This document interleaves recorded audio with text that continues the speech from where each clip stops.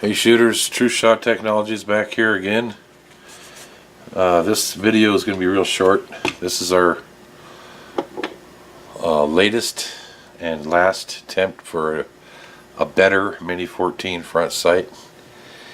We're going to use the 583 series on this. These sights are made for the newer models like this, tapered barrel 5/8, which means also the early Mini 30s, and the 9/16 diameter, which is the pencil barrel early Mini 14s. They will not work on the new heavy barrel 760 diameter models, but very few people are putting accessories like this on those anyway. This is the front sight. It's called the Avenger 4 just because it's the fourth design. It's aluminum extrusion, compression clamped, with a kind of an HK sight view. You see that? It's going to have the same Tapco sight post. It'll come with a sight tool that's part of the kit. This is the post tool that will come with it, or something very similar. It will be adjustable for elevation. And since it's a compression clamp sight, it'll also be adjustable for windage just by loosening it and tightening it back, tapping it over and tightening it. This barrel is 9/16. All these newer tapered models. Underneath the factory winged blade sight, which most of you know is not a good sight. Anyway, I used a CNC Warrior thread kit and threaded this 9/16 24, and then I bought a 9/16 24 A2 birdcage flash hider. So I'm going to put the sight on. It's got a 2000s clearance, and then I'm going to put some blue Loctite on the threads, some blue Loctite on these two screws that hold the sight in place. And before anything sets up, I'm going to set it on this piece of glass. This is the way we did it with the old Avenger sights, the Avenger 2, 3, and 1, I think. But you really don't need that with this because we're not Loctiting this on like we did the other ones. They had a steel body, if you remember. They had a steel body and you used Loctite, red Loctite, to hold them to the barrel. This is simply compression clamped. Because the steel screws will expand at the same rate as the steel barrel, this sight will not go anywhere when the barrel gets hot. We have hundreds of them. We are using similar to this on SKSs all over the country, and they don't move when they get hot. If it was all aluminum and just pinned or set screwed, then when it gets hot, then yeah, you've got a problem because your aluminum's going to expand more. But with the steel screws holding it at the same expansion rate, there's not going to be an issue. So I'm going to put this. I slid it on. I'm rocking the barrel on the two high points of this rear sight. On the older models, like the flip-up sight, that's a ranch model. You can just use anything you have laying around that's square and put it underneath the scope mount machine section on the kind that looks like the big black snail on the top. The older models, just take off the housing and there's two machined ears that you can rock it on. But like I said, it's really not necessary for this sight. You can just put this on and eyeball it, look through your left eye, look through your right eye, and then go to the range and take some test shots, loosen it and tap it over a tiny bit until you get dead on the center with your rear sight center already. So I'm not going to video this, but I'm going to go ahead and put the sight on and the flash hider and then show you a close-up of it, and then that's going to be the end of the video. These are going to be the sight kit with the tool, adjustment tool, and sight post.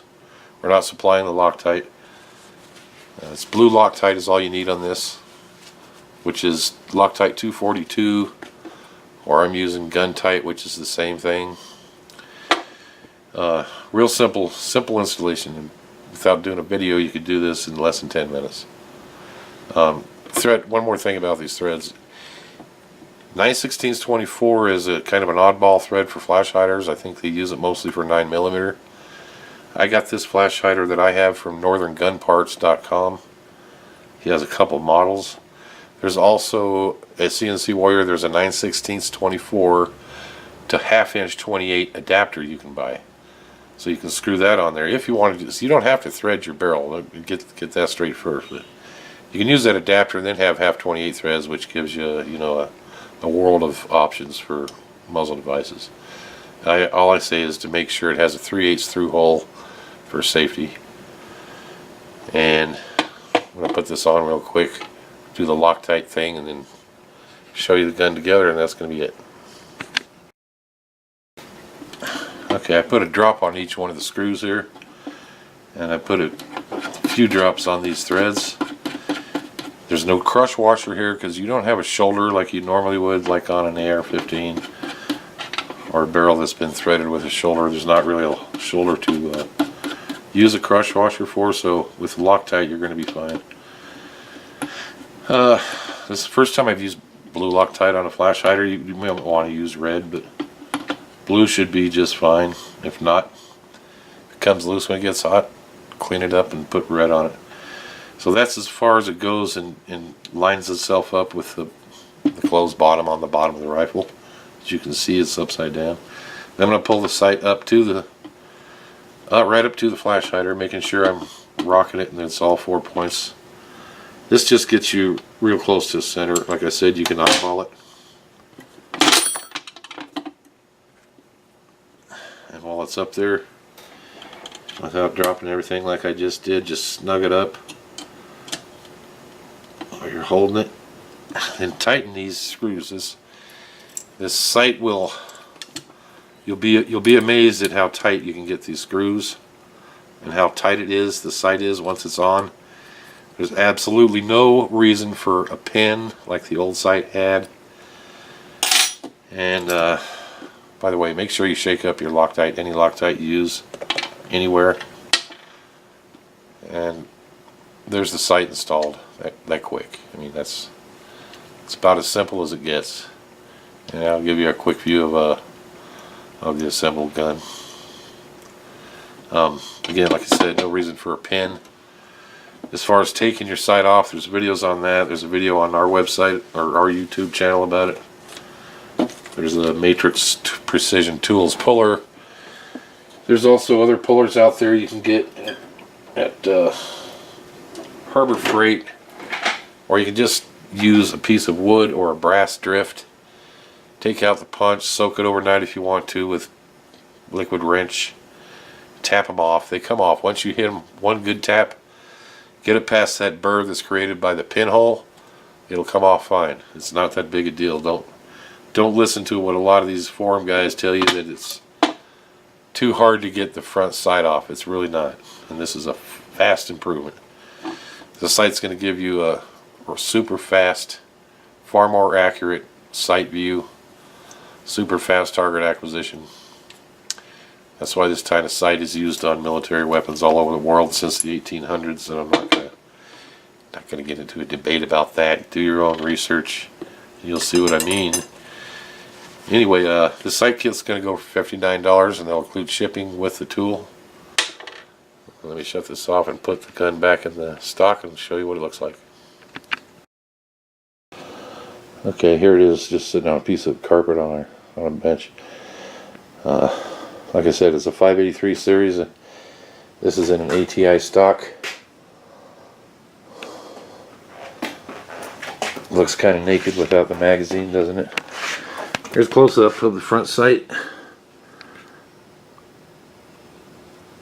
with the flash hider. And that should be super close to 0. You can readjust if you want to at the range, or just use your rear sight. Like I said, make sure your rear sight's in the center before you install this, or before you go to the range. Doesn't matter if you do it before you install it, but you got plenty of adjustment with the front and the rear sight, elevation and windage, so more than enough adjustment both ways.